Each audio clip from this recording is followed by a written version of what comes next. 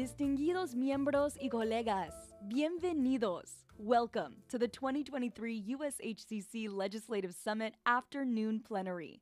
Before we begin, a word from our corporate signature sponsor, Meta. Some people say the metaverse will only be virtual. But one day, this lecture hall will be made of code. And though they're virtual students, what they'll learn together is real. A surgeon will be able to practice as many times as needed in the metaverse before laying her hands on a real patient.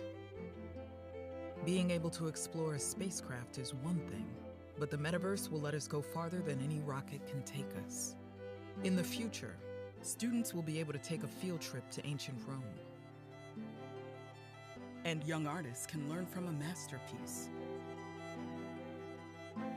Farmers will one day use augmented reality to help ensure the best yields. And urban planners will be able to model traffic solutions to help decrease commute times. So while the metaverse may be virtual, the impact will be real.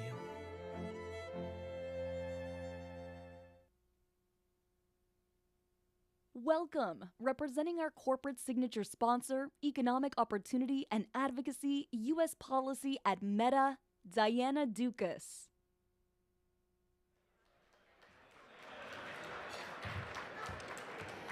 Hi, good afternoon.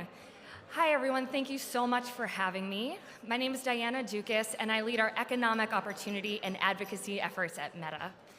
From its inception, the mission of the United States Hispanic Chamber of Commerce has been to foster economic growth that creates and sustains prosperity for the benefit of the American people. We know that when policymakers in Washington prioritize the rise and growth of America's small and minority small businesses, our country's wider economic growth and outlook continues to improve.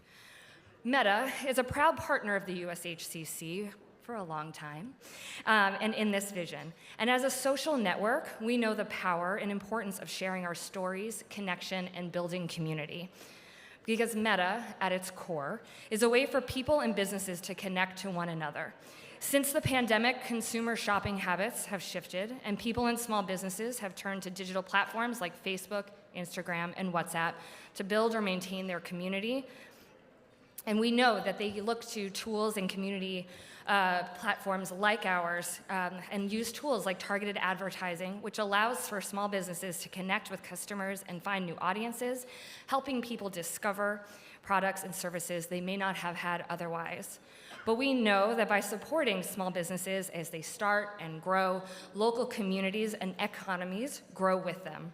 They become job creators and provide economic opportunities where they live and operate, which is a heightened priority as the country continues to move forward and look towards a growing economy. 60% of operational U.S. minority-led small businesses on Facebook report that using digital tools for advertising are important to them as compared to 53% of other small businesses. We have approximately 10 million paid advertisers on the platform, and we are humbled that 200 million businesses across the globe choose to leverage our platforms to connect with customers everywhere. And this drives us to do more. Last year, we launched our Latinx and Hispanic creator program, Dale 2, a new initiative to champion and celebrate creators and media organizations who are shaping the culture and reimagining our future. This program aims to help creators build sustainable businesses and spark creativity by fostering a safe and inclusive community where they can thrive. And we also launched our Meta Elevate Business Hub, which is a new community and learning space for Black and Latinx business owners to gain access to tailored trainings and unique opportunities to help you achieve your goals.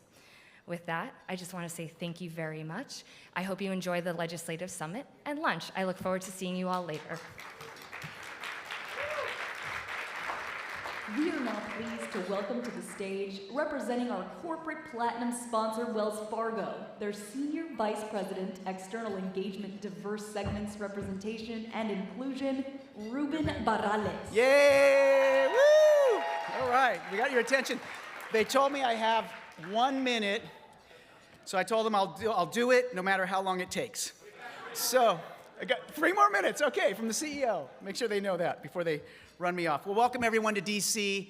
You know, folks actually do bets online about when the blossoms are gonna bloom, the cherry blossoms, and those of us with USHCC know that it always happens when the Legislative Summit is here.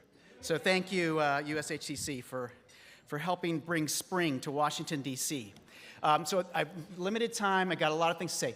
One is, soy hijo orgulloso de padres mexicanos. So for me, it's just natural, and they were small business people, and that's a whole story, but I'm not going to get into it. We all saw the important role that banks play in our system. We are not perfect, but we are part of the solution in terms of keeping our economy humming. So thanks all of my colleagues at Wells Fargo and Chase and Bank of America and those in the financial sector. This is an important time right now, and we need to step up and demonstrate our value to our economy and to our entrepreneurs.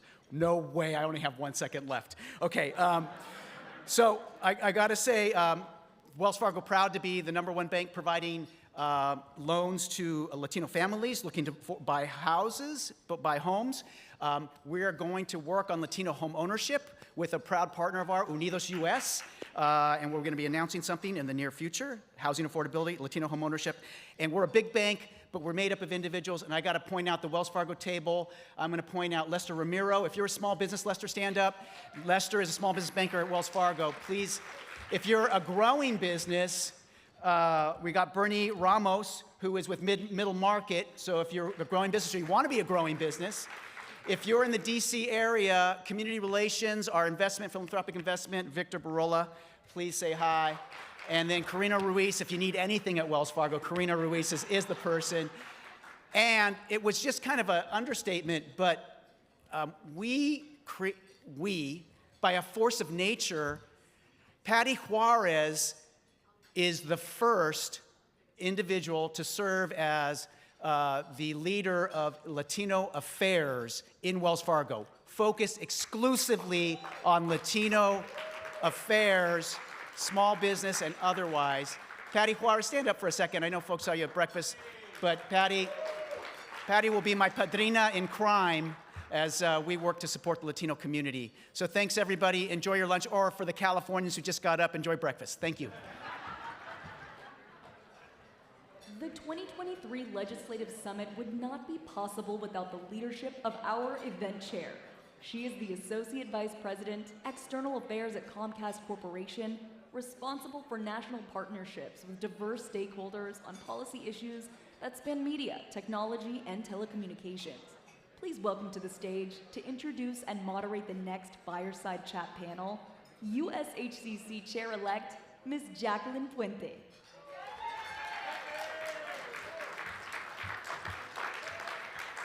Hello, good afternoon. It's such an honor and a pleasure to be here with you all today, and Ruben stole my lines about the cherry blossoms. I was just going to apologize for them because they look awful. There's been a freeze, they're like grayish, it's terrible, but it's springtime in Washington, and it's lovely to see so many friends and mentors and partners here in my hometown. I am so proud of the work of this whole chamber and everybody who's in this room this afternoon.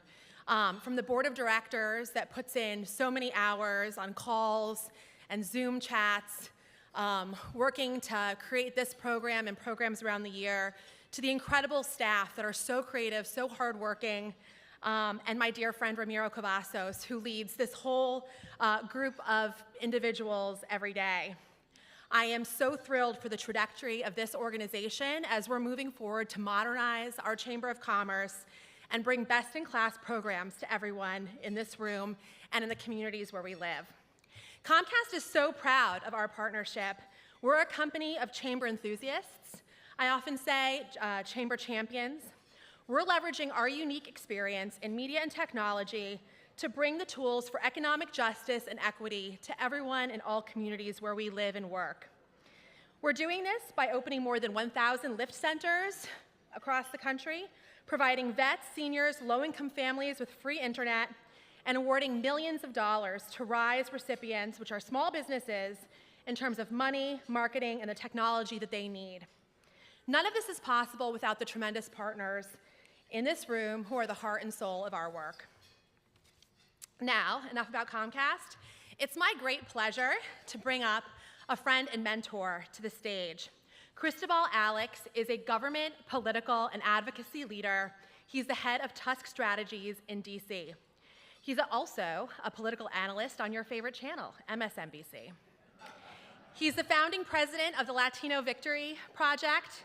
He was one of President Biden's first hires, and before going to Tusk Strategies, he was the White House Deputy Cabinet Secretary, a busy man who always makes time for the chamber. Please welcome Cristobal Alex. Welcome. Gracias. Hi, everybody. Mi gente, ¿cómo estás? Good to be with you all. And how fancy, que fancy, being on a panel with Jackie Puente. I know, and this is wonderful. Somebody is going to film this. Uh-oh. We're going to send this to some NBC executives, and soon we'll have our own show. I love that idea. Exactly. So now I got to Real watch talk. what I say. Real talk with Jackie and Cristobal. It's going to be excellent. But we need a bottle of tequila here. Then it would be real talk. That would be, or a bottle of red wine, or both. So having you here, thank you for taking the time to meet with these leaders. You know, we have record attendance from all across the country. And these are the folks, these are the boots on the ground, so to speak, who are doing the real work to help bring our economy back and build the equity that we're always talking about here in Washington, D.C. Before we get into that, can you tell me a little bit about your background? Some folks in this room may not know you as well as I do, but tell me a little bit about your path to Washington and your path to the White House, so to speak. Happy to do that, and great to be with you all. What a true honor it is. You know, I think my story is going to be similar to a lot of people's stories in this room. I'm the son of immigrants. My mom was a migrant farm worker from Zacatecas. Orale. She traveled across the country from the Bakersfield fields all the way to the panhandle of Texas, you know, toiling in the fields, picking cotton, so that I would have the chances that she never had. And when I was born in El Paso, the greatest city in America, El Chuco, she wasn't working in the fields anymore, but she was still working 3 jobs so that we'd have the chances that she never had. And I remember as a little kid, my mom would tell us if we set our heart to it, to my brother Richie and I, if you set your heart to it and work very hard, you could achieve whatever you wanted to in this country. And that was our version of the American dream. Started me off as a very young person thinking about civil rights. I have a brother, Richie, who I love dearly, but he's a person with autism. And I didn't know that as a kid, what it meant to have a disability like my brother. And I'll share this very quick story. When we were on the playground, I was 8, he was 9 years old. They called us back into class, and all these kids are running back to the school. And these bullies pushed my brother to the ground and circled around him and were laughing at him and making fun of him. And for whatever reason, I just froze there. I didn't do a damn thing. I wasn't yet as buff as I am today with these big muscles or whatever it was. I was scared. And it's a feeling I'll never shake, right? It's like a mix of shame and embarrassment, and I swore right then and there that I wouldn't ever let someone push my brother down to the ground again and not do anything about it, and that's how I feel about my community. I will always fight for my brother, fight for my family, fight for our community. Eventually led me to do civil rights work, eventually led me to New York to do some philanthropy, met up with Henry Munoz, a dear friend, and Eva Longoria, launched Latino Victory Fund before meeting the president, who, the day I asked him, will you help campaign for some of our candidates, he didn't hesitate a second, and we had him traveling from California with Alex Padilla to Nevada to Miami. Flash forward 5 years later, in 2019, he asked me to help build and run his presidential campaign, and I didn't hesitate for a second either. And it was just such an honor to be with him and be a part of that journey. I remember when you first were working at Latino Victory, and I think, you know, your work there, I think, more than makes up for any hesitation you had on a playground for championing people all across our country and giving voice to them. And then I remember also when you signed up to work with Biden early on, and we said, why is this man going back to Texas? But off you were, one-man show, and the work that you've done since then has been really incredible, and how you've brought so many partners along the way. With Henry, with everyone, you've been able to really help us be present in those rooms and help make tremendous progress for our community. Thank you. And may I interrupt you for a second? Because yes. I know this is a fireside chat, not a fireside There's no deposition. So I need to just say, with Jackie, you just talked about coalition building and trust in the community and lifelong work. And I think you are at the very top of the list of leaders in our community that have done that. As a vice president at a Fortune 50 company, you know, Comcast, NBC Universal, I have a little bit of bias toward them, of course. I love MSNBC. But honestly, Jackie, look, what you've done is just incredible. And I'm just going to cut to the chase here and ask your story. How did you get here, and what can you tell us in this room about that journey, and how can we learn from you? Well, I promised the board of directors last night I'd never repeat my life story because they would take me off the board. Just kidding. But you know, I think that it's working with coming to DC. Right, I was a Russian major, and you know, never expected to be in politics. Never expected to work for a corporation. Right, I wanted to do government service, public service. But it's the people you meet along the way, and so many mentors who are in this room who really encouraged me to get involved, and finding that balance that in business there is tremendous opportunity to serve our community, right? That being a part of a business, being a part of a Fortune 50 company, right, we have the resources to really partner with folks on the ground and make tremendous change, like our chambers. I think that's the kinship that we feel and the work that we do. One of the things that we've been working on at the Hispanic Chamber, in my chamber hat, is some interesting polling, right? And that's one of the things we wanted to talk about today. The Chamber has been a leader in looking at what is going to impact business, what's going to help small businesses have the resources and tools to move forward. And I know that's something at the White House, you know, in your White House days, is very important. The Chamber has done remarkable research and polling with Morning Consult to look at healthcare, to look at technology, for example. How is that research digested? Is that something that folks in the White House are thinking about? Is that something that makes a difference in this policy discussion? It truly does. I will say, you know, as someone who, I have a sort of love-hate relationship with polling. Because of my political hat, sometimes the pollsters get it wrong, let's just be honest. It's been a tough few years for polling. I will tell you, I worked on the Hillary campaign, and I was the last person, Xochitl Hinojosa, who you know, a dear friend, the two of us were the last people out of Hillary's personal office the night of the election. When I went in that morning, I got to tell you, it's a little embarrassing, I never thought that we were going to lose that election, so I went in with great confidence that day. I don't want to say more than that. Maybe it's arrogance. Gosh, okay, forget the arrogance part. But I thought for sure we were going to win that race. And it really has stuck with me that we were so damn wrong in the polling. And we did not count the uncounted voters that were going to surge, right? Same thing in the last midterm cycle, right? People didn't know how to count the new wave of women voters that were coming into the election. And so I say with a grain of salt, like, polling is incredibly important, but you have to know that there's going to be some errors in the polling. And the work that you all are doing, and I read with great interest the Chamber poll on diversity in administration, and it was very eye-opening to me. And I think, of course, the White House pays attention to that stuff, campaigns pay attention to that stuff, but certainly companies do too. And I think the qualitative part of the research for me is the most valuable. And what I oftentimes look for isn't just like the horse race polling, but really what I look for are the trends in the polling. And when you see the trends over time, that's the sort of thing that I really pay attention to.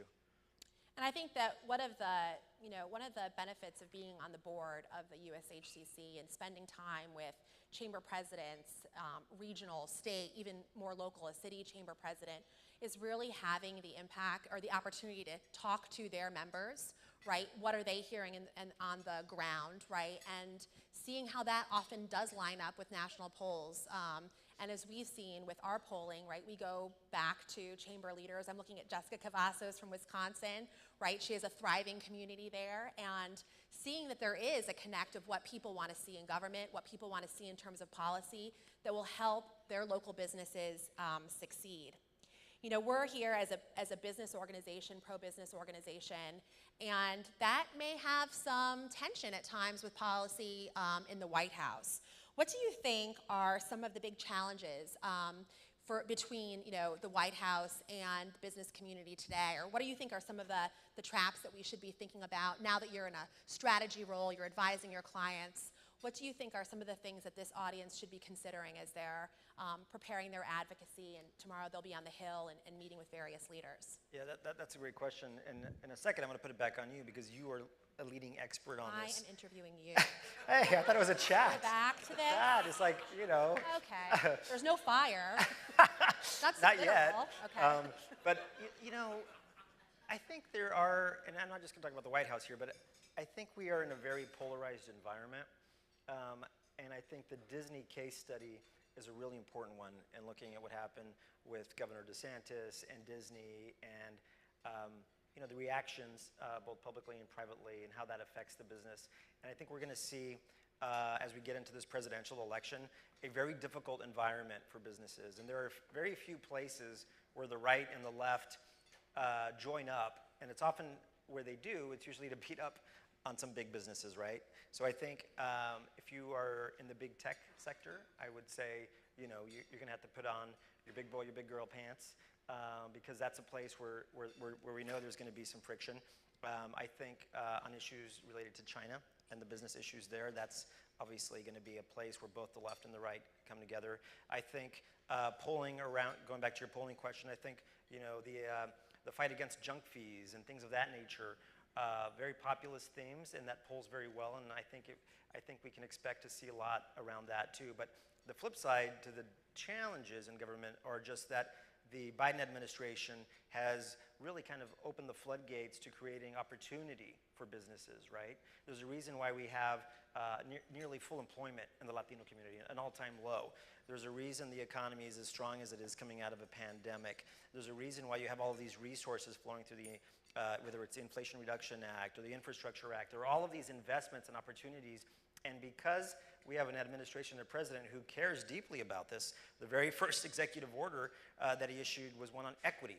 And so it, for the first time, I think, has created this opportunity for Latino-owned businesses specifically and other minority-owned businesses to really kind of take advantage of that.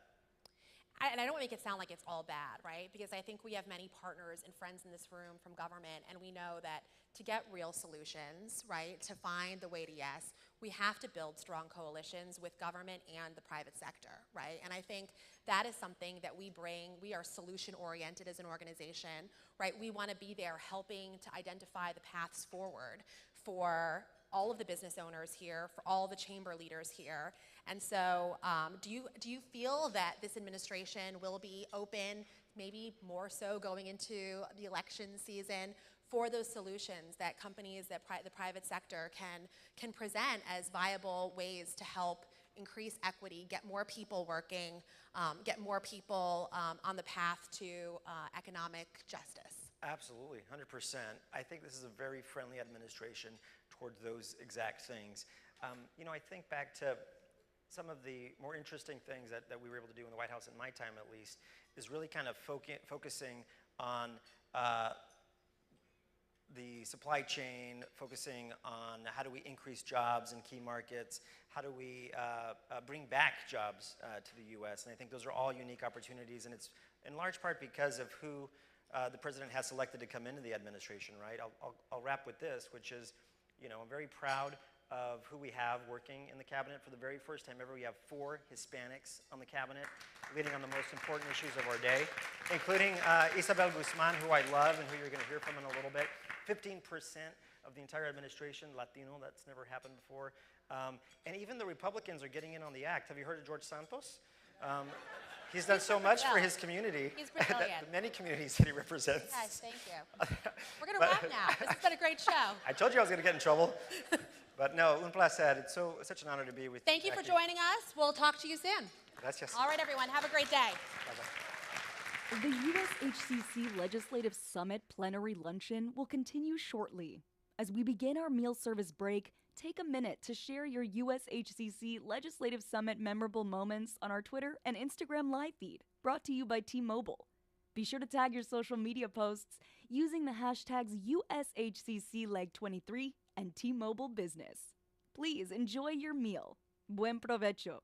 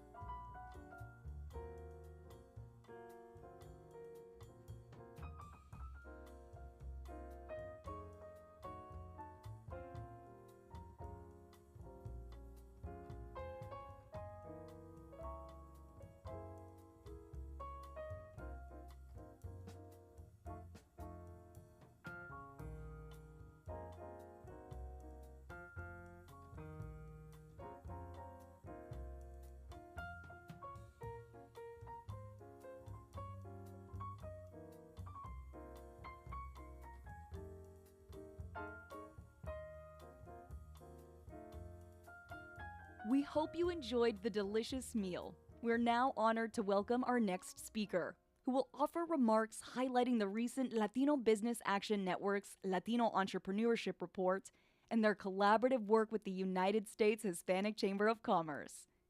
Our distinguished presenter is the Managing Director and Partner in Charge at Diversified Search Group's Dallas-Fort Worth office, serving clients in the United States and Latin America. He is the Chairman of the Board for the Latino Business Action Network. Please give a round of applause for USHCC Board Member, Mr. Victor Arias.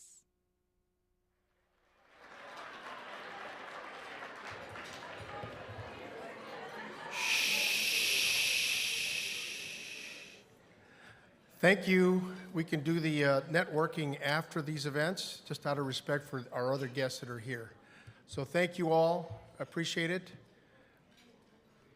I'll just wait a few minutes here. So thank you also. I'm so proud to be an American, be here in this city. Proud to be a Latino. I'm proud to be part of the U.S. Hispanic Chamber Board. And I think you should be proud of this turnout and your presence here. So give yourselves a round of applause.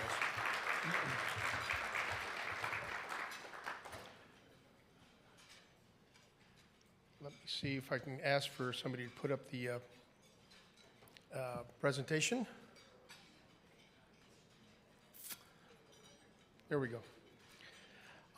So I'm here to talk about this program that is called LBAN. And so it's the Latino Business Action Network. We have a partnership with Stanford University, and we are strong partners with USHCC and many other organizations here. We're just so proud to be a part of it. So the State of Latino Entrepreneurship, which is our annual event to present data, we presented in February the 16th our 8th report. And it was on 2022 data, so that's why it says State of Latino Entrepreneurship 2022 Research Findings.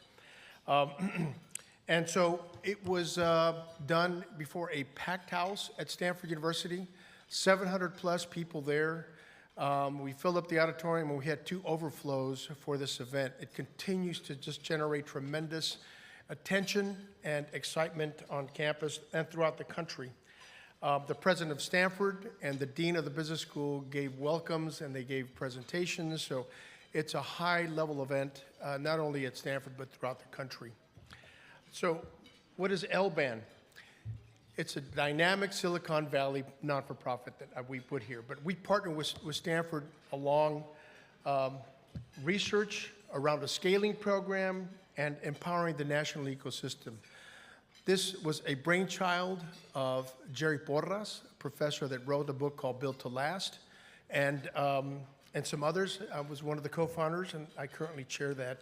We have certain board members here, both Raul Salinas and Alice Rodriguez, and we also have our CEO, Arturo Cáceres, raise your hand, and our COO, Jennifer Garcia. And I know that we have some LBAN scaling program alums. Are there any alums in the crowd? Please raise your hand. All right. Orale, yeah, thank you. Okay. And Mark Madrid too, yeah, he's here. So look, let me just tell you a little bit about the survey because this is important. This is what we used to do this last survey. It's really important that you know it was 10,000 business owners, half of them Latino-owned, half of them not. So it's really important that you know that the breadth of this survey. Some background information. Latinos continue to outpace white-owned businesses, not only in the growth of the number of Latino-owned firms, you can see it here, but also in payroll. And so there's just no denying the fact that Latinos are driving this economy. We recovered from the pandemic at a faster rate than anybody else. So we're a very resilient group. And so let's just keep that in mind, and we're going to win. Let me just 3 insights as to our latest research. The first is that funding requests Fewer businesses sought funding in 2022, but Latino-owned businesses were more likely to request financing during that period. So there's a high demand there. The second piece has to do with access to capital, a topic that we've talked about forever, and that is the fact that Latino-owned businesses are seeking loans from national banks with stronger business metrics but lower approval rates for $50,000 plus loans. There's a lot of data behind that, and we'll get to that. And then finally, of incredible importance at this conference is government and corporate contracts. It is the way that businesses scale, and Latino-owned businesses receive substantially smaller contracts, longer times to secure. But we have that data now that we can go out and create policy changes and create awareness. So this is just incredibly important to be able to present this information. We are thankful to our banking sponsors, Wells Fargo, B of A, JP Morgan Chase, because they are partners with us in driving this kind of change. And so you need to know that. And also to the U.S. Hispanic Chamber and groups like Blue Wave that were just really helpful in driving this kind of change for contracting.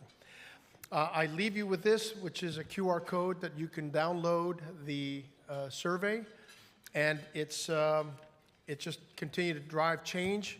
We are the driving force for the Latino economy. Y que viva la gente. ¡Órale!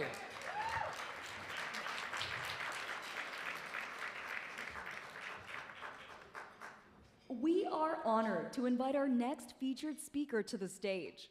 His professional career spans more than 40 years in survey research, statistical design and analysis, and executive-level management.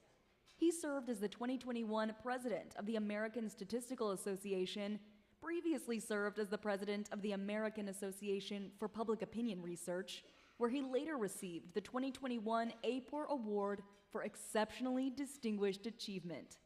Let's offer a warm round of applause for the 26th Director of the U.S. Census Bureau, Robert L. Santos.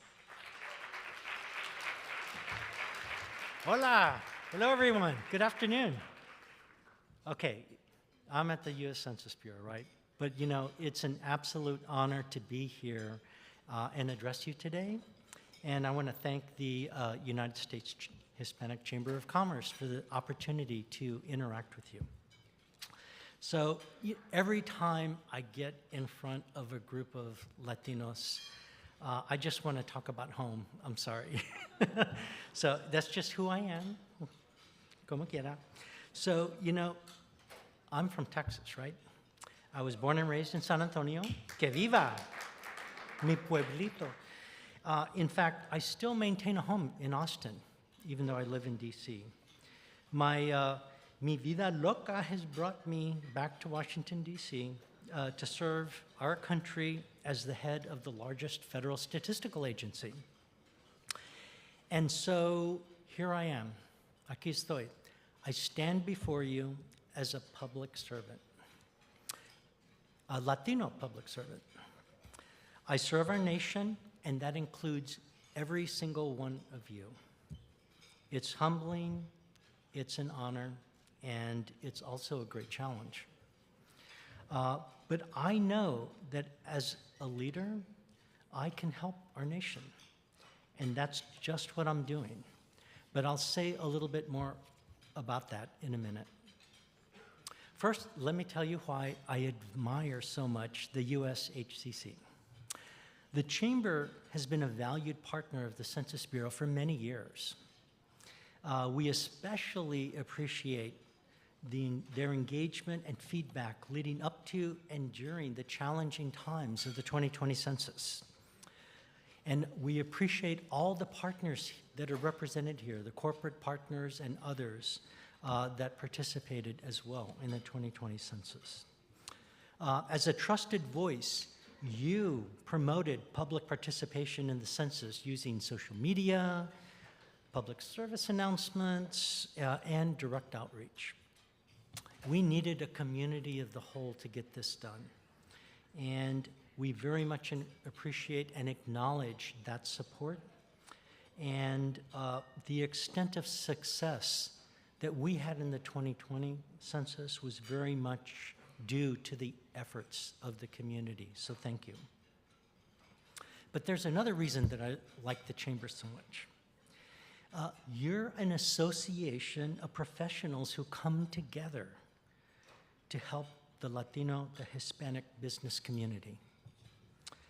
You share consejos, strategies, best practices that promote economic growth of Latino communities across our nation. That's so fitting for our Latino culture, ¿verdad? Somos familia, nos ayudamos. I'm proud that we use our culture, our values, and our life experiences as Latinos to promote Hispanic business growth. Your unique insights and ideas, motivated by nuestra cultura, produces success. Actually, this is something that I'm trying to do at the Census Bureau. I lead by example. I bring my whole self to the table, and that includes my statistical expertise, my life experiences, my work as an executive, my values, and my Latino culture. Over a 40-year career, often as the sole Latino, sole person of color in a room full of decision makers, I've found that these assets promoted unique perspectives on research, scientific investigations, data quality, and even the interpretations of results. Now, our Census Bureau data represent valuable assets for policymakers, the business community, and more generally for the public. Our data help assess equity and identify underserved communities. We promote excellence by embracing the principles of diversity, equity, and inclusion, and accessibility, and not just by checking boxes, by everyday activities that we do. We apply these principles in our workforce, in our policies and practices, and in our engagement with stakeholders like yourselves. That's part of the reason I'm here today. Our outreach efforts to stakeholders like you are a priority in our strategic plan and our transformation and modernization initiatives. Now, we've created data products to build and grow Hispanic businesses and local communities.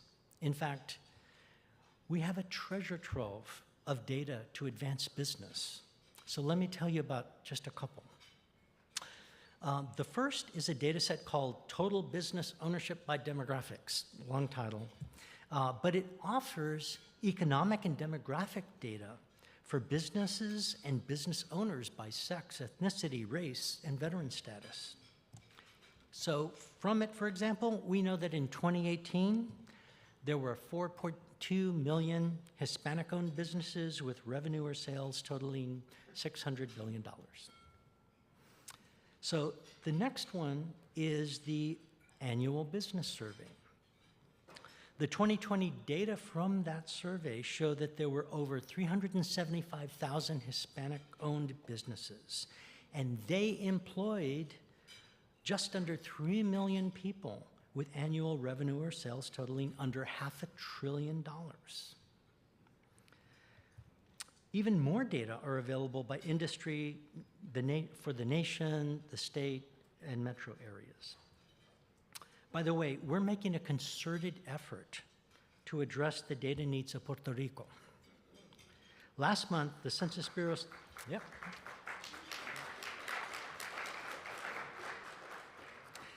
Last month, Census Bureau staff joined our Deputy Secretary of Commerce, Don Graves, to visit Puerto Rico. And there we committed to working with government agencies, nonprofit groups, universities, businesses to produce more timely, detailed, and higher quality economic data. And because my time is short, lastly, I'm gonna ask for your help. Por favor. Please promote the 2020 economic census among your members. The economic census is the gold standard of all American economic statistics. It's the basis for our nation's GDP and other leading economic indicators. The corporate world, government, and communities use these data for heavy decision-making, for economic development, and for strategic planning. So please, please help us spread the word that the economic census is active now, and we need anyone who's received a solicitation to please fill it out. So thank you very much for inviting me. It's great to be here with fellow Latinos. It's an absolute honor to be here.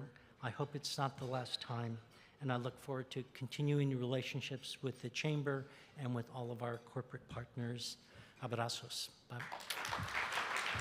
Thank you for your informative remarks, Director Santos.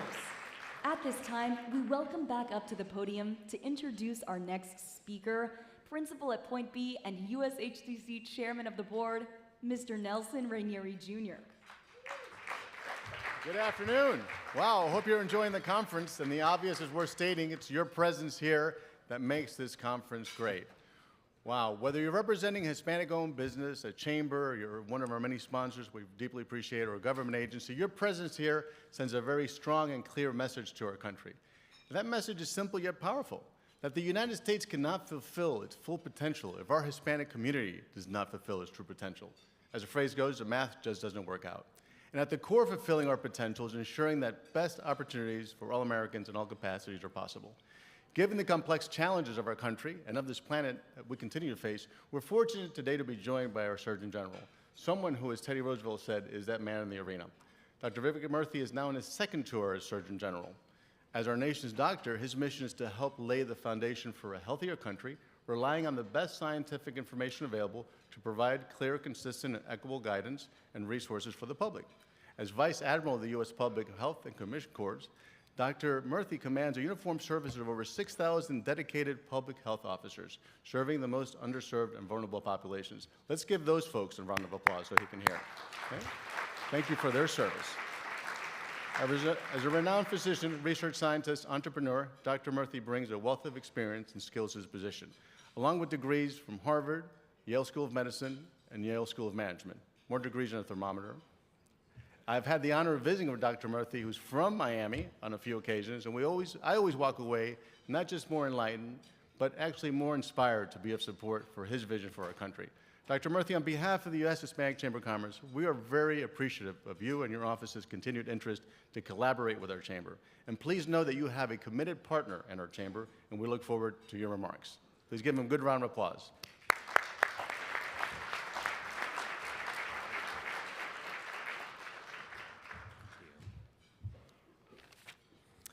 Well, thank you so much, Nelson, for that very kind introduction. It's wonderful to be here with all of you. How's everyone doing today? Great. Wonderful. Glad to hear it. Glad to hear it. Well, you know, today, I know that there are many topics that you're touching on today, and I'm so glad to be here. But there's one issue that I want to talk about in particular today that has been taboo in many of our communities, particularly if you come from immigrant minority communities like I do. And this is an issue that impacts not just our health, but also our economic productivity and the educational outcomes of our kids. That issue is mental health. And it's an issue that has been in the headlines more and more over the last couple of years, and for good reason, because we are genuinely experiencing a mental health crisis in America right now. You know, my introduction to mental health came very early on when I was growing up in Miami, Florida. I came from a wonderful family that my parents grew up in India. They made their way to the United States like so many immigrant parents did. And we had an uncle as well, who years after we came to Miami, decided that he wanted to move and wanted to build a new life in the United States of America. But it was difficult for him. There were language barriers. You know, he spoke English, but often with a very strong accent, and found that people couldn't understand him as well. He found that, moving at his age, and he was in his 50s at the time, that it wasn't as easy to start a whole new life and to learn a whole new set of skills. And he also had to figure out so many details of living. Where do you buy a car? How do you drive a car in the United States? How do you do all of the things to set up a life that we may perhaps take for granted, but that are actually a fair amount of work and can be a great burden for those who come here anew. And one day I was doing my homework at the dining table, as I often did on Sundays, and the phone rang. And it was one of his roommates who was calling to say that he wasn't coming out of his room. Now, I also knew that my uncle was hard of hearing, and on occasion he was known to forget his hearing aids. And so we had to yell loudly. And so I said, hey, maybe he doesn't have his hearing aids in. Just bang really loudly on the door. And she did, but there was no answer. Then we all got worried. And so I asked her to call the police at that time and to break down the door to make sure he was okay. And it was then that we found that my uncle had tragically taken his own life. Now, I was in high school at the time. My parents were not home. It was just me and my sister. And I didn't quite know what to do in that circumstance. I had never encountered a situation like that. And in the week, I called my parents immediately, told them what had happened. And in the weeks that followed, as we navigated this situation, we went through all the feelings that families do. Guilt over wondering whether we had missed something, a sense of shame at feeling like we had allowed something to happen to our family member and we should have been more responsible. But I also saw how that stigma around mental health prevented my family, my extended family in particular, from really talking about the issue very much. And so people like my uncle and others who suffered thereafter, I realized, suffered often in silence because it was hard to talk about an issue that they were dealing with day to day. Now, the truth is my uncle is not alone. And there are people all across America, 1 in 5, in fact, adults in America are struggling with some form of mental illness. And what we have seen is, if you look at the Latino population in particular, that 12 million Latino adults are struggling with some form of mental illness, right? Alongside other racial and ethnic groups in the US. But what's particularly concerning to me is only about 1/3 of Latino adults who are struggling with mental health concerns are actually getting mental health services. Now, to be clear, across the board, only about half of people who need it do. But these disparities are particularly worse in the Latino community, and something we've got to be aware of. Particularly when you think about youth. Youth are really having a tough time. We know that about close to half of young people in high school say that they are feeling persistently sad and hopeless. And that includes a similar proportion of Latino youth as well. And this, by the way, is not new. I mean, they're not old. This is not how it's always been. This represents a 40% increase over the last decade. Now, where is this all coming from? Well, on the one hand, it's easy to say, well, this is all because of COVID. But this is actually bigger than COVID. This was happening before the virus arrived. And I would submit to you that there are 4 big drivers underneath that are driving the mental health crisis in our country. One is the fact that the pace of change that people are contending with in their lives has increased dramatically. It's almost bewildering to try to make sense of the newest technologies that are coming out, to understand, if you're a parent, what your kids are actually using, to figure out what kind of skill sets you need for the workforce of the future. But the second factor is that the information environment that we live in is 24/7, and it's predominantly negative, right? When I wanted to turn off the information environment as a kid, I turned off the TV, and it stopped. But now it's not that easy. And we've seen actually an increase in the percentage of headlines that are actually stoking anxiety or fear or negativity. And so the impression that all of us, young people in particular, are left with is that everything is broken in the world, because that's the message you're constantly receiving, even if that's not the case. The third factor has to do with our nature of our dialogue. Our ability to talk to one another has been poisoned. Increasingly, people have a harder and harder time talking to people who have different points of view than they do. Now, this is particularly problematic because when there is a lot of change happening around us, often we make sense of it through conversation. We talk to other people. We try to understand what their point of view is. We reflect on our own point of view. But increasingly, people are retreating to circles that are smaller and smaller, that include people who think exactly the way they do, because that is what feels safer. But finally, there's a fourth factor, which I think perhaps might be one of the most consequential of all, and that is a growing sense of loneliness and isolation that people are experiencing in America. And this is most of all occurring among young people, despite how connected they may be to technology, and in some cases, perhaps because of it. Now, this isolation is profound and it is serious. More than 50% of people on surveys are saying that they are struggling with loneliness and isolation. We know that when you struggle with loneliness, it increases your risk of anxiety and depression, but it also over time increases your risk of physical illness, like cardiovascular disease, sudden death, dementia, and the list goes on. We know that when people struggle with loneliness in the workplace, that it impacts their productivity and their retention. Community matters in a workplace, both for an individual and for the organization. So what can we do about this? Well, we are not consigned to live in this reality. We have a choice between a world where people feel increasingly alone, where they feel pessimistic about the future, where they feel like they're invisible, like they don't matter, either because of their age or their gender or the color of their skin or their race or ethnicity, or a world that's different, a world where people feel seen and valued, where people feel like they're part of a community that's rowing in the same direction, a place where people feel that even if they differ on their beliefs or their views or their life experiences, they can come together and talk and connect around a shared vision and set of hopes for their kids and for the future. So what do we need to do to make this choice? Well, to create such a world, yes, we certainly need to expand access to mental health care, and I'm thankful that in the last 2 years we have poured billions of dollars in the administration into doing that. There's still more work to do, but a lot of good work has been done.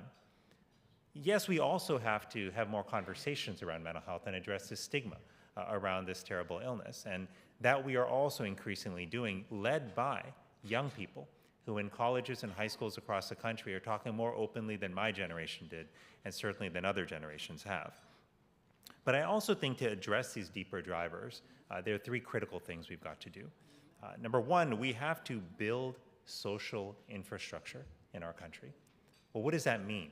Well, we're used to thinking about traditional infrastructure, bridges, highways, roads. Social infrastructure are the programs, structures, and policies that support the development of healthy relationships. Those are school-based programs that teach kids about social and emotional learning. Those are workplaces that cultivate community and a sense of connection among workers. These are also the programs that our churches and synagogues and other faith institutions may run to help people meet each other and come to know each other across beliefs and backgrounds. The second thing we've got to do, in addition to social infrastructures, is we have to re-engineer our relationship with the news and social media. Right? This is causing a profound challenge for many of us in our lives, but we have to draw boundaries around our consumption. We have to create sacred spaces without technology, whether that be the dinner table, whether that be time around sleep and certainly during sleep in our bedrooms, or whether that be time when we're actually with other people. And if you're like me, you've probably had your hand dip into your pocket and pull out your phone when you're talking to somebody else and just check something, just because that's what we naturally do. But that impairs our ability to truly and deeply connect with one another. Protecting our kids also from the harms of social media will be important here as well. As much as social media can help some of our children find connection and community where they may not have one, we also know for many children that the effects of social media are not positive.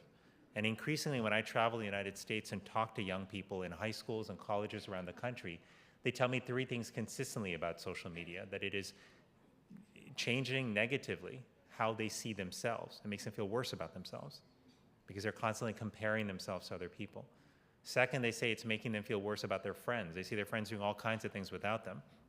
But third, they say they can't get off of it because these platforms are designed to suck you in and to keep you on, and all the other friends are on it. They feel like they don't want to be left out and be the only ones. We need safety standards when it comes to social media. We have safety standards for many products that I have in my home that my kids use every day because we know that safety matters. Yet where are the safety standards when it comes to social media? What's protecting our children from exposure to harmful content, to violence, to so many of the effects that are driving, I worry, the negative mental health impacts that our kids are experiencing today? So that is something we have to advocate for. But the third and final thing we've got to do to create this different world, this better world, has to do with the choices we make as individuals in our lives, the choices to live a truly people-centered life. Now, living a people-centered life is about checking on other people in our life, not just when something comes up urgent that we need, but just when we're thinking about them, because we all need to know that there are folks who care about us. Living a people-centered life means judging less and listening more, recognizing that we all have something to learn, especially from people who disagree with us. It also means looking for ways to serve others, including those in our family and friend circles. And it also involves thinking about the issues we raise in the public square, about the leaders that we support, about the policies that we back, because we ultimately need to drive toward the kind of policies and programs that support human connection. Now, all of this must be anchored in a core set of values. This is the last thing I want to leave you with today, which is that as much as programs and policies are important, ultimately at a deeper level, what we choose to advocate for, what we choose to set up in our communities are driven by values. And I would ask you, what are the values that are driving society today? I wonder if we would all be on the same page if we made a list on a piece of paper. And to me, therein lies the worry, which is if our values are our compass, they're our moral compass, they help us decide what path to walk down. When our kids look at the many choices they have in front of them, what helps guide them in which path to take? Ultimately, it's values. And to me, the values of kindness and service, the values of generosity and love, these are values that are true. These are values that are old. These are values that make us strong. Right? We see, whether it's in our scripture or whether it's in our own life experience, that love is one of the most powerful forces we have. Who would say that God's love makes you weak? Who would say that the love of a mother or father is evidence of their weakness? Who would say that the love of a soldier for their fellow soldier that leads them to put themselves in harm's way, even when they know that there may be no coming back because they want to prevent and protect their fellow soldier? Who would say that that love is evidence of weakness? Yet we need to double down and be really clear on these values and how we share and transmit them to our children and how we live them out in our own lives. Because I will tell you that a society that is grounded in kindness, in service, in respect, and in love, that is a society that is strong, that is united, that can take on adversity, whether it's another pandemic or whether it's a threat from abroad. That's a society that can make it through, that has a bright future. And there could be nothing more powerful to support the mental health and well-being of current and future generations than a value-based approach like that, than a value-driven society like that. So that is our task. And if we do this, if we live a life that is anchored in these core values, if we make our life choices such that they are guided by these values, if we advocate for policies that are informed by these values, if we design workplaces and schools and communities that are driven by and grounded in these values, and we will build an America that is strong, that is resilient, and that supports all of us, regardless of our racial or ethnic background, regardless of our age, regardless of our beliefs, because that is what America can be in our best moments, is a home for all of us. Thank you so much.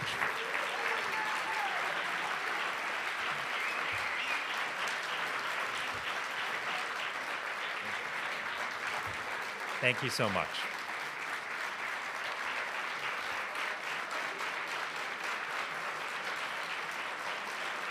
Thank you. Thank you very much. Thank you. Thank you all so much. Really appreciate you. Thank you, Surgeon General Murthy. Now, we are pleased to present a fireside chat to discuss the new Congress and political climate. Here to introduce our moderator and guest speaker is the board chair of the Hispanic Chamber of Commerce of Metro Orlando, Oscar Cristancho.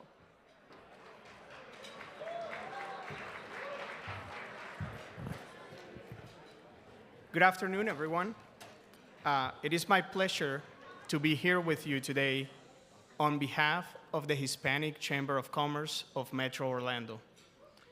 Our president, Gabi Ortigoni, is at the Pentagon attending the oath of office of the Honorable Lester Martinez Lopez, the new Assistant Secretary of Defense for Health Affairs, one of the highest ranking Hispanics in the Department of Defense.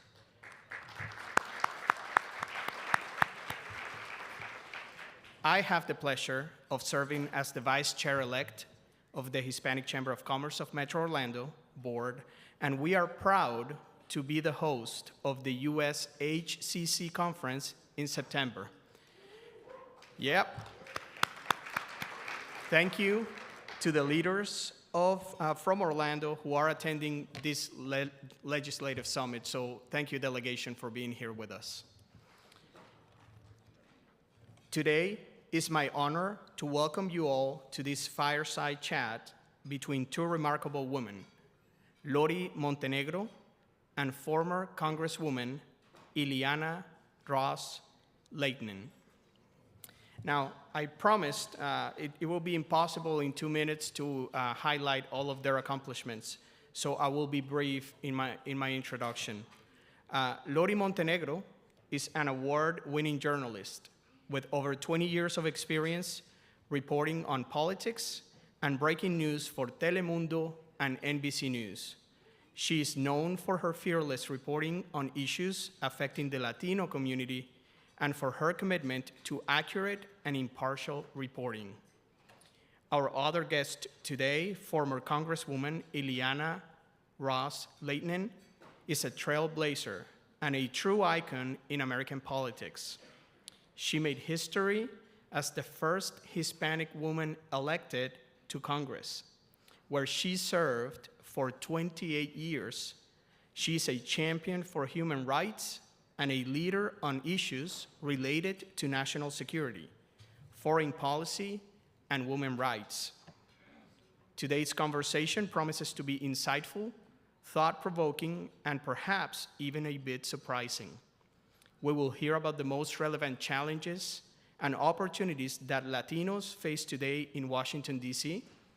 They will share their perspectives on the current political climate, as well as their hopes for the future. We are fortunate to have such accomplished and distinguished guests with us today, and I have no doubt that their conversation will be both enlightening and inspiring. So, without further ado, please join me in welcoming Lori Montenegro and former Congresswoman Ileana Ros-Lehtinen to the stage.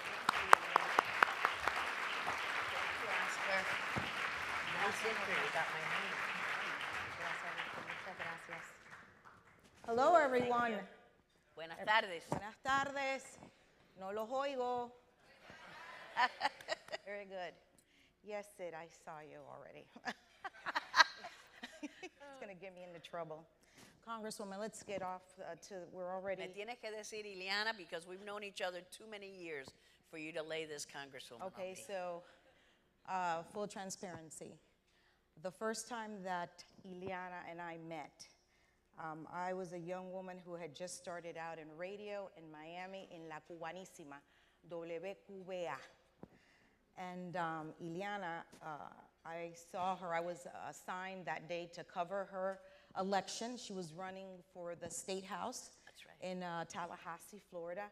And one of the things that impacted me at that moment was she was standing on a street corner in Westchester, and she had her mother and her father beside her. They were the only two people with her holding up the campaign. It was a sign. grassroots campaign, very Yes, humble. it was, Yeah. and a very successful one. Congresswoman, we've come a long way since you were elected to the federal Congress here in Washington, D.C., and there were very few of you. And today we have the highest number of Latinos and Latinas serving members from all over the country, and I think we should give them all an applause. I think that's wonderful. And because of that high number, what can we expect differently from what we may have seen in the past or historically? Well, first of all, Lori, it's a pleasure to see you again, and she's right. We go way back, 1982, not 1882, and we started out as a really humble campaign, and I can't believe that I became a member of Congress, but thank you to everybody and the Hispanic community in general. I think that these great numbers are going to mean a positive difference for the Latino communities everywhere. When I got elected in 1989, there were only 15 Hispanic members of Congress, and I was an all-male. I was the first Latina. Now there are over 50. So what difference does it make? A huge difference, because it's a better reflection of our country. We know kids are growing up seeing that running for office and becoming a member of Congress can be something they can aspire to. I would have never thought that I would be a member of Congress. I wanted to be a teacher, and I was very happy being a teacher, had my own school, but having so many Hispanic members of Congress, I think, will mean we pay more attention to Latino empowerment, making sure that we get small business loans, making care that there's health equity. You know, Hispanics, we grow in number, we grow in market value, and we're great producers and consumers, but we need to lift all boats. So I think having more Hispanics, Republican and Democrat, is going to help the Hispanic community as a whole. So we know what the situation is on the Hill. There are days there that you don't know if anything can get done because of some of the division that's going on up there. So what advice would you give to the new Latino and Latina members? Well, you're right about that. You know I sound like an old-timer. I am an old-timer. But when I look back about how Congress was, Lori, when I first got up there, people got along better, and there were battles, but mostly it was battles among Democrats because they were the overpowering majority. Republicans were just a little bothersome clump of folks, but now every race, every election can be a change maker. Democrats could rule, Republicans could rule. You don't know what's going to happen. Why? Because of gerrymandered. Most districts are very Republican or very Democratic, and that's a shame. There are only about 30 seats that can change. But my advice to the Latino members of Congress is learn to get along with others. Not everybody is your enemy just because they happen to be from another party. And good ideas come from everywhere, even from somebody from another party. And so much now is toxic and gotcha and sound bites and how you can embarrass somebody or be outraged. Everyone seems to be outraged every day. So I say to my Latino brothers and sisters, calm down, mellow out, listen to people, give everybody a sense of worth, that they can really contribute, because we all can contribute. No matter where you come from, what your background is, they deserve to be there, and you deserve to be heard and paid attention to. So do you see that as the biggest challenge that they face in Congress? I do, Trying to Lori, create consensus because and we partnerships? just don't have that cohesiveness that we used to. Because in the olden days, people were here longer. Now this is like a commuter school. And I'm a community college graduate, so I understand that reference. You come here Tuesday, Wednesday, Thursday, you're out of here. And you don't get to know the families, you don't get to know your colleagues, and there's too many divisions. And I think that Latinos can play a good healing part in the U.S. Congress and help people to get along. We get along with our families, and sometimes that ain't easy, and I think that we can do it as we could be the Oprahs and the Dr. Phils of Congress and bring people together from different walks of life. I wanted to ask you. I imagine there's a lot of young people here, but there's also people in this audience that may have thought at one time for running for office. So, as a former member, what life lessons did you take to the Hill and when you were running for office? Well, that is a great question. We started out our conversation referring to my parents, and my parents have passed away for many years now, but they instilled in me a personality of hope, of perseverance, of hard work. I think of my parents left Cuba when I was only 8 years old. They came over to the United States, and they didn't know the language and they didn't have the skills, but they started their own business and they became success. So what I say to folks is, to young people who want to have a career, perhaps, in public service, you never know what road God has in store for you. I always wanted to be a teacher. As I said, nobody was a politician in my family, but it's been so gratifying. Served 4 years in the House, 4 years in the Florida Senate, almost 30 years in Congress, and you get to help a lot of people. So I help people with Veterans Affairs and Social Security problems, immigration, and then later some immigration cases. But what a sense of satisfaction to help others, public service, you should go there with a servant's heart to try to do good, to improve the life of your neighbor, of your community. So I think that Latino members can play a key role in bringing our families together, in healing our communities, and bringing some sunshine into that otherwise kind of dark and bitter chamber. Let's hope so. God, please. You know, we have just a few more minutes, and I wanted to ask you this question with regards to how do you see the future of Latinos in this country? Some of us, you know, some people feel attacked, others feel a different way. You know, how do you see our future, and what would be your number one advice? Well, I'm like a Hubert Humphrey. He used to be a politician. This is a young crowd. But he called himself, a U.S. Senator, he called himself a happy warrior. And I think Latinos have to be happy warriors for ourselves, for our ethnic group, for our communities. And I think we have a lot to contribute. We're going to grow in numbers, as you know. You've read all these statistics. We're the fastest growing minority group. But with that comes responsibility to give back to your community, to improve our areas, and you know, better our schools and better our healthcare services. We have a lot of challenges, but if we band together, no matter what you know, whether you're Puerto Rican or Cuban, Nicaraguan, it doesn't matter. Band together, or you've been here 10 generations. We have a lot to contribute, and I'm very proud of the Latinos serving in the House and in the Senate, and I think that the sky's the limit. We're just going to keep on succeeding. It's in our DNA. And I think we need to point out also that we have a Peruvian, we have people from Guatemala serving in the House. I think we're showing political maturity. And I think George Santos is all of those. You know, and, yeah, he's a little bit of everything. Eso lo dijiste tú. Republicans are growing in number, but we'll gladly give that one away. Anybody want them? Go ahead. Did she really say that?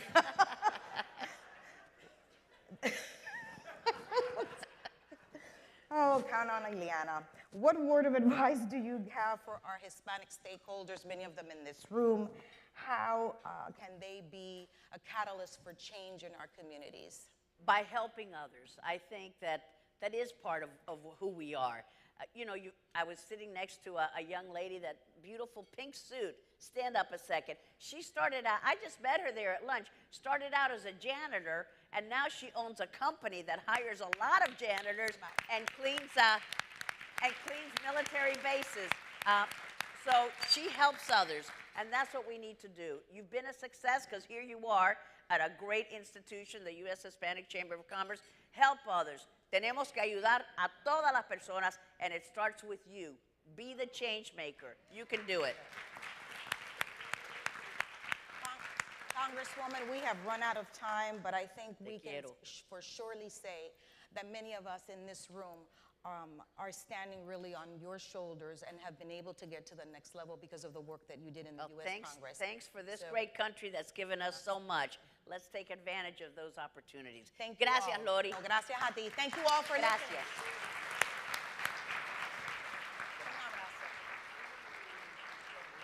Thank you for the insightful conversation.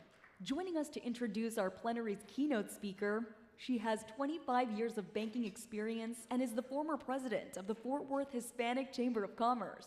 In her current role, she is responsible for the strategic development and operations of her firm, where she emphasizes the importance of continuous training and professional development of its employees. Please help us welcome, with a round of applause, founder and president of the Rios Group and USHCC board member, Ms. Rosa Navejar. Good afternoon. I am going to take a little bit of point of privilege because the old, president in me of a chamber, I want to welcome, and also I want us to thank our sponsors for today. So let's welcome or thank our sponsors. It's Comcast, Wells Fargo, Toyota, Charter, T-Mobile, DoorDash, Verizon, Lyft, and Colonial Press. Let's please give them a round of applause and say thank you for their contributions to make this event a success.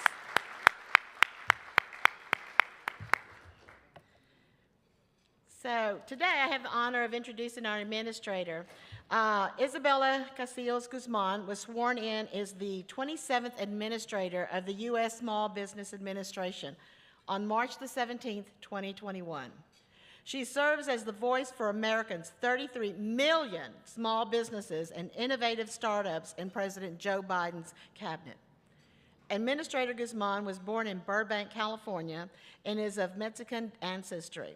She hails from 4 generations of Texas, and yes, I did not have to put that in there, but I'm from Texas. So, Administrator Guzman received her Bachelor of Science from the University of Pennsylvania Wharton School of Business. Administrator Guzman has made supporting small business her life's work. From a very young age, working beside her father in the chain of veterinary hospitals in Southern California. She gained a deep appreciation for the small business owners who define main streets in the neighborhoods across America, deliver our products and services, and innovate to solve global problems. Administrator Guzman spent her early career in the private sector as founder, advisor, and consultant. There she learned the crucial role of small businesses play in creating paths for the American dream. She went on to commit herself to the public service, serving as Deputy Chief of Staff and Senior Advisor at SBA, and as Small Business Advocate for the state of California to help advance equity and opportunity for all entrepreneurs. Under Administrator Guzman's leadership, the SBA has continued to scale dramatically while revamping programs and services to address crucial challenges, delivered hundreds of billions in relief to help millions of small businesses survive the pandemic. Administrator Guzman leads with customer first, technology forward, and an equitable approach. She will continue to transform SBA's programs and services to meet all small businesses where they are at, to deliver the capital, revenue growth and opportunities, support networks of entrepreneurs that need to start, grow, and lead our reimagined economy. Everyone, please help me welcome Administrator Guzman.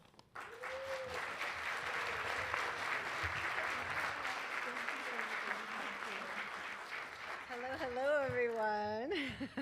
All right. Well, this is a beautiful sight. You know, I was sharing with Ramiro backstage that it was 2 years ago that I was confirmed as SBA administrator on St. Patrick's Day, March 17th. And USHCC was one of my first speaking engagements. It was on Zoom, so very different experience to be live and in person, but really appreciate it. You know, Rose has a remarkable story of success that really encapsulates what we do as Latino entrepreneurs, advancing our economy, and I'm just so proud of her work and her business, but as well on the USHCC board. And you know, I think that I've just met the most stellar leaders in this organization. Ramiro, hands down, you've been such a remarkable leader and partner as we look in the Biden-Harris administration to ensure equity exists in our economy, that the economy works for everyone. And I'm so excited to celebrate in Women's History Month some of your key chairpersons who have been leading this organization and are going to come as well. But you know, I know Nelson appreciates being in the middle of these two great women, of having Alice Rodriguez as the immediate past chair, Jackie Puente as the chair-elect. And so Nelson, thank you as well for being such a remarkable leader as chairman of the board.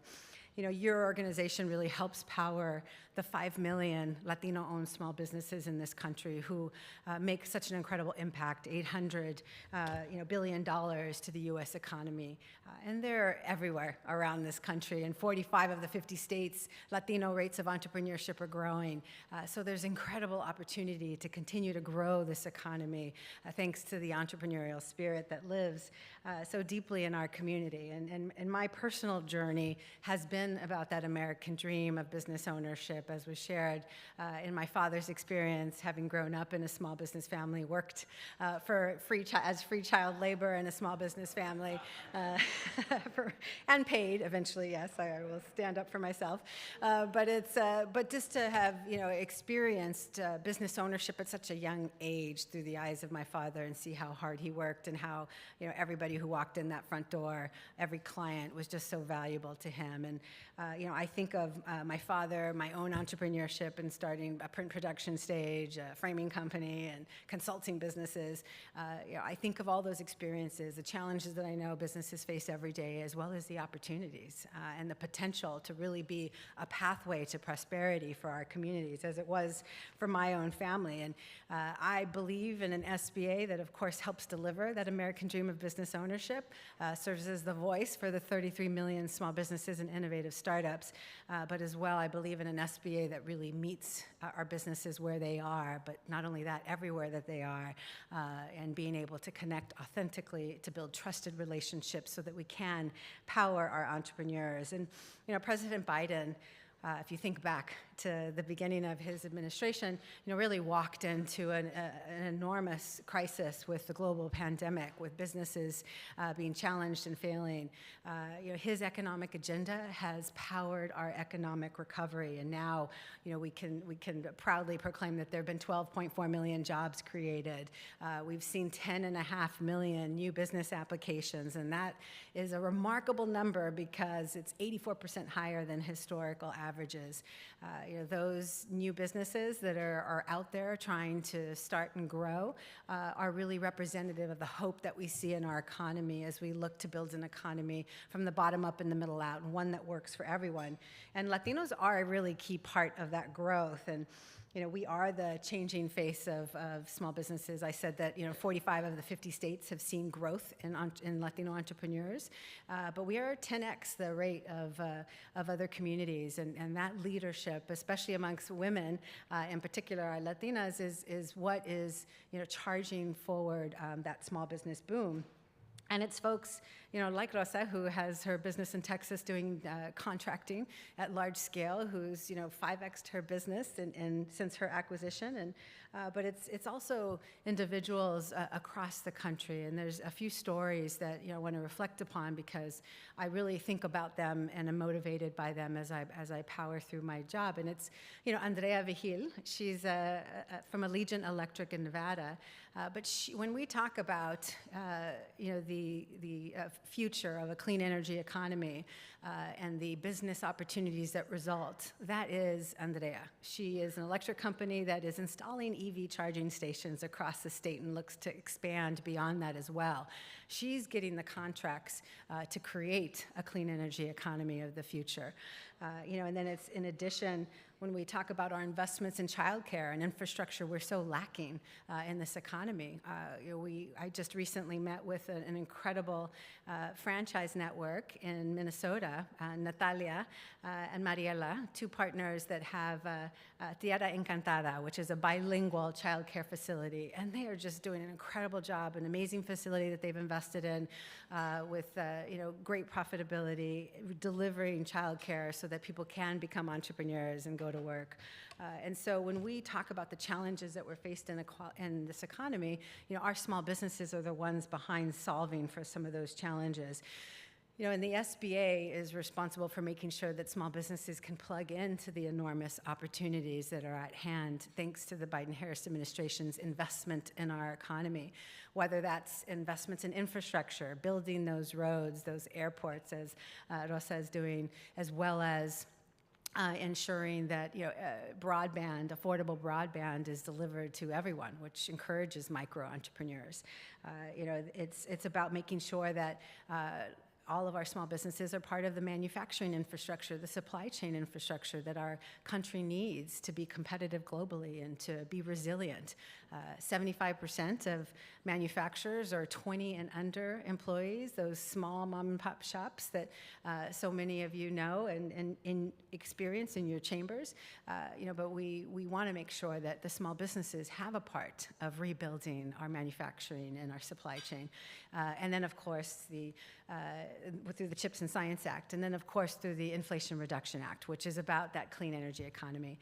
And I recently met in Portland, Oregon, a young firm. It's actually, well, not too much of a young firm. It's a second-generation Afro-Latino founded firm that started with waste hauling and has now focused on sustainability writ large, and now has an EPA grant for a Small Business Innovation Research grant because they're transforming how we track construction waste. This is a globally competitive innovation that is exciting, and that's the kind of future that we see amongst our Latino businesses, but participating in the opportunities that are being presented by the Biden-Harris administration. So the SBA's role in all that is to continue to be that investor and that growth value add for our small businesses. You know, SBA does about $50 billion annually in small business support through our lending and our investments. We're 5 to 10% of the entire small business marketplace, depending on how you calculate it. You know, we want to make sure that our programs are positioned to serve businesses, how they're organized today, how they're operating today, and the challenges and opportunities they face on the horizon. So we're in the midst of completely reforming our programs to cut the red tape, simplify our products so that more lenders can access the program responsibly and serve our businesses more equitably. We're investing in technology to ensure that we can power that speed with certainty to ensure that funds get into the hands of the businesses it was intended to serve. And we're broadening our distribution network. We need competition in this space. We've seen a decline in small dollar lending over the past 5 years. We know, according to recent Stanford research, that Latinos continue to face barriers, systemic racism within the capital marketplaces, and we want to ensure that we're incentivizing equity across capital markets so that our Latino businesses and all of our businesses can pursue opportunities with growth capital for their businesses. We're also transforming our small business investment companies, incentivizing venture capital or growth strategies within our portfolio. We manage these 300 incredible small business investment companies. We want to see a diversified portfolio within that. And so focusing on emerging fund managers and seeing their greater diversity within their portfolio is an important next step to ensuring that SBA continues to live up to its 70-year-old mission of filling gaps in the marketplace and really addressing opportunities to power our entrepreneurs of the future. You know, besides capital, clearly, we have a growth proposal for our small businesses in our portfolio. We hope that small businesses will grow with government contracting, leveraging the largest buyer in the world, the federal government, as well as international trade and digital strategies and commercialization of their technology. The SBA is uniquely positioned to help with those unique growth strategies. And as we transform our government contracting programs at the SBA, we're focusing on new entrants, so getting as many small businesses certified through our programs and contract ready, but as well simplifying once you're in the process of going after and bidding and winning contracts. And so we've been very committed, along with the entire Biden-Harris administration, of reinvesting in an innovative, agile supply chain for the federal government to deliver products and services that our agencies need. So with reforms to how we strategically buy in bulk from small businesses, we want to make sure there's better entrance points for small businesses to participate in contracts. And the president, of course, is committed to growing those opportunities across the board. He has a goal of 15% to small disadvantaged businesses by 2025, which represents tens of billions of dollars in opportunity. That's an opportunity today that Latino businesses are undervalued in that proposition. We receive, just over 2% of government contracts because SBA released disaggregated data, but we're 14% of the businesses. So clearly there's an opportunity for us to seize this moment and the president's commitment to diversity within the federal supply chain to be able to go after those contracts. And the SBA is positioning to help you on the front end, get ready, as well as be competitive in the federal marketplace.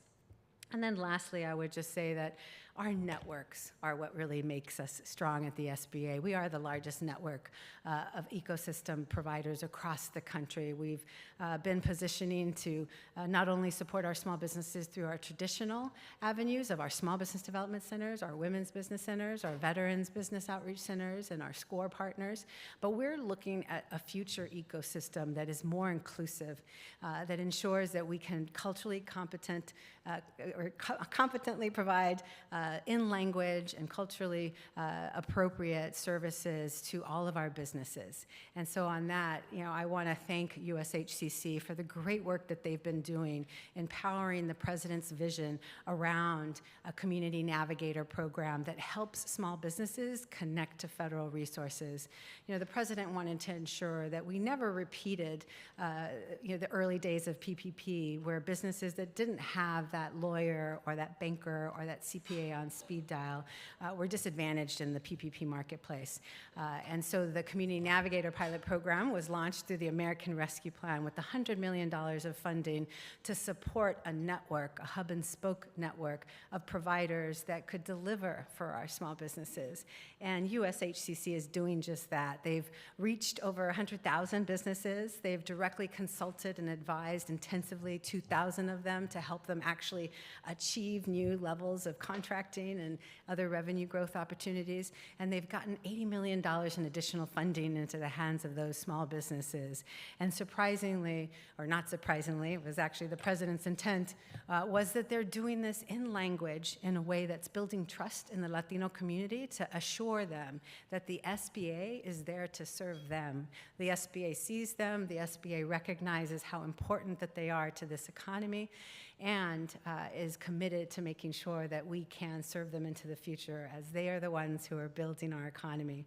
So as we look towards the future and continue to deliver on the President's economic agenda, and as he said, we haven't finished the job yet, there's more work to be done. But as we work towards lowering costs for families and businesses, leveling the playing field for small businesses, and ensuring opportunities exist with our historic investments in this economy, we know that there is value in the great work that we are doing through our Community Navigator pilot program to connect the entire Latino community, those 5 million businesses and growing, to the federal resources they need to level up their success.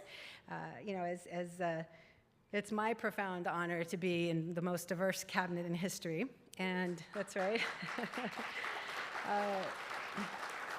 I recently launched the Biden-Harris Latino Prosperity Tour. Mayor Romero and I announced it in Tucson, and we kicked it off officially in Austin, Texas, with Secretary Cardona. And this is a whole-of-government effort to make sure that the Biden-Harris administration can deliver to the Latino community. And we are going to be traveling around the country, hopefully engaging with a lot of your chambers and meeting with the Latino community to deliver those opportunities and make sure that we're working on the ground on a continuous basis to connect Latinos to the prosperity agenda across the Biden-Harris administration. So I am excited about the work that we're embarking on together. I know that you will all continue to lead on behalf of the small businesses that you represent every day, and know that you're a valued partner at the SBA across the board. And I know a few of my leaders, I see a few of them in the audience. I think I see Bibi Hidalgo here from our government contracting team, or she may have been here earlier, but I definitely see Mark Madrid, our head of entrepreneurial development. So I'm going to leave you with them as I move on, but I am just so excited by the work that you're doing. Know that I'm cheering you on and that your work is relevant as we power this economy of the future. So thank you so much. Thank you to all members, attendees, guest speakers, and corporate partners for contributing to the success of the 2023 United States Hispanic Chamber of Commerce Legislative Summit. Hispanic businesses are driving America's economy. This concludes the Building Back America through Hispanic Businesses Luncheon. Legislative Summit workshops will resume promptly at 2 p.m. in the Seaport 2 meeting space. We look forward to seeing you this evening at the Legislative Summit's networking reception. Don't forget, mark your calendars and join us in the beautiful city of Santa Fe, New Mexico for the 2023 USHCC Energy Summit, happening April 20th through 22nd. See you there.